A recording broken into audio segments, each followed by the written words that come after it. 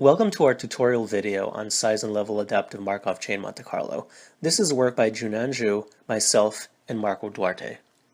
So our problem is a linear inverse problem where we have an unknown input x, which is a vector of length n, and we measure it by multiplying it by a matrix. The matrix phi has m rows and n columns, and additionally we add to the matrix vector product additive white Gaussian noise z. Again, it's a vector of length m, resulting in noisy measurements y.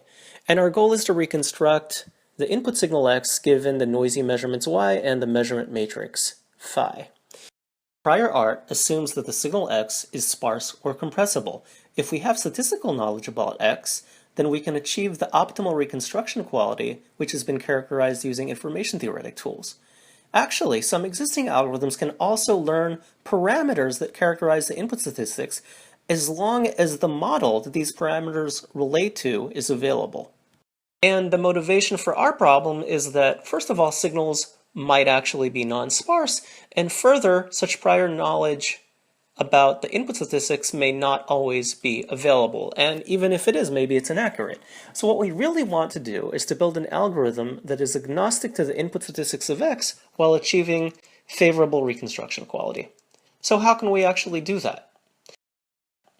We use a maximum a posteriori or map estimation framework where we want to find the w, the vector w that minimizes the following cost function expression. So phi x of w contains a negative log likelihood term and some function. Now the negative log likelihood term quantifies the complexity. So we want w to be simple. And that function relates the similarity, the distance between phi w, which is the explained part of the measurements, and y, which are the actual noisy measurements. Again, we want that to be small. We perform universal map estimation by using a universal term as the prior.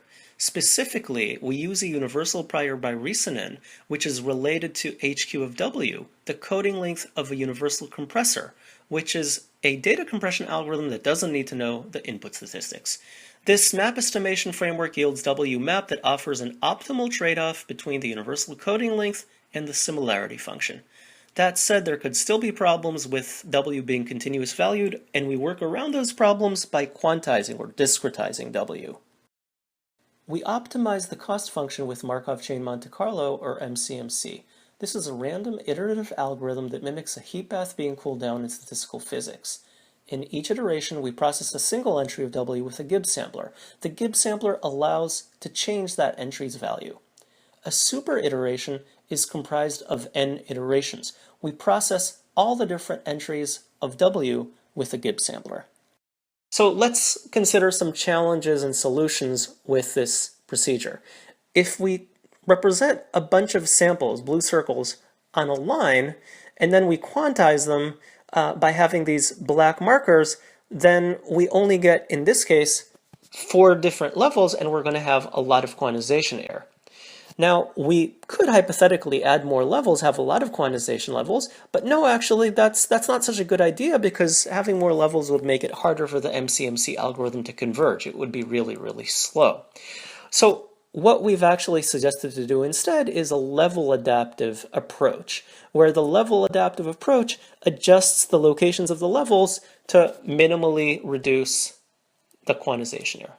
Well, the next question is, how many levels do we actually need? We have several different ways how we adjust the number of levels. The first one is called merge. Here, the values of levels are illustrated with short bars, and as before, they're blue circles that are entries sitting at the corresponding levels. We take the 2 nearest adjacent levels, and we consider merging or replacing them by a single level in the middle. Our second procedure for adjusting the number of levels is called add out. We add a new level outside the current range of levels. Finally, the last procedure for adjusting the number of levels, add in, takes 2 existing levels and adds a 3rd level in between them. Combining these ideas yields a 4-stage algorithm. In the first stage, we run level adaptive MCMC. In the latter stages, we run the three procedures, merge, add out, and add in, and after each procedure, we rerun the level adaptive MCMC. We'd like to show you a demo for size and level adaptive MCMC. We illustrate the entry index on the horizontal axis and the amplitude of signals on the vertical axis. The true signal is represented by blue circles, the estimated signal values are red crosses, and the quantization levels are dashed black lines. You can see that all the estimated signal values appear at the three quantization levels. Now let's show you the four stages of the algorithm. The first stage runs the level adaptive MCMC on three different levels. The second stage merges two of the levels and reruns the level adaptive MCMC using two different levels. The third stage uses the add-out procedure to go from 2 to something like 6 levels. After each level is added, we rerun the level adaptive MCMC. The fourth and final stage runs the add-in several times, and after each time reruns the level adaptive MCMC. Overall, you can see a significant improvement in the reconstruction quality. We now provide numerical results for several statistical sources. The first source is a Markov source that generates the pattern 1, 1, negative 1, negative 1, 1, 1, negative 1, negative 1, and so on with 3% glitches. We illustrate the number of measurements on the horizontal axis and the quality of reconstruction on the vertical axis. We looked at two different signal-to-noise ratios, 5 and 10 dB, and for both signal-to-noise ratios, you can see that when the number of measurements goes up, we move to the right, and then the line goes up, which means better reconstruction, as you may have expected. Note that we only simulated the size and level adaptive MCMC because the other algorithms require sparsity, and this source is not really sparse. Our next batch of numerical results is for a two-state Markov source with 3% non-zeros on average. These non-zeros appeared in blocks whose average length was 10, and the non-zero entries were uniform between 0 and 1. Interspersed between these blocks were long runs of zeros. Similar to before, we look at the number of measurements on the horizontal axis and the reconstruction quality on the vertical axis. We considered three different algorithms corresponding to three colors. For each algorithm, we looked at two different signal-to-noise ratios. The first algorithm, COSAMP, is in black. It doesn't reconstruct so well. In red, we have TurboGamp, and it reconstructs very well because it has plenty of statistical information about the source. In blue, we can see that size and level adaptive MCMC is also doing very well despite no statistical information about the source. Our last batch of numerical results is for a chirp sound clip. Let me play it for you. Next, we ran an EGAM algorithm which requires some statistical information about the source. That was quite a lot of static, right?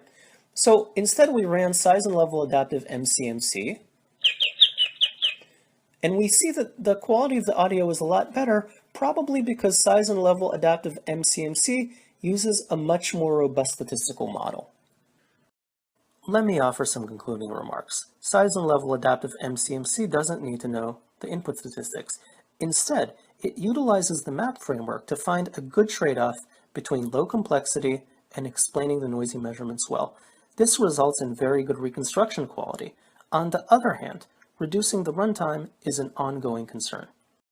I'd like to conclude with a slide that provides information about our research websites, a list of related publications, and some acknowledgements. Thank you very much for your attention.